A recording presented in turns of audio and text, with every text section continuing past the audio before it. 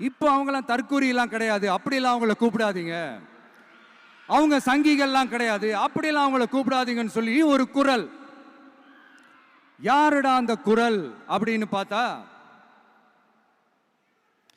இப்போ ரீசெண்டா அறிவு திருவிழான்னு ஒன்று நடத்தினாங்கல்ல, சாரி அவதூறு திருவிழா. அதுல அவங்க தலைமையே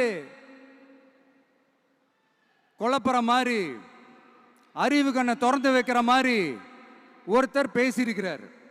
அவர் யாருன்னா அது அவங்களோட எம்எல்ஏவே. அந்த எம்எல்ஏ யாருன்னா நம்மளுடைய கொள்கை தலைவர்கள் ஒருத்தரான மக்கள் சேவகர் அஞ்சலை அம்மாளோட சொந்தக்காரர்.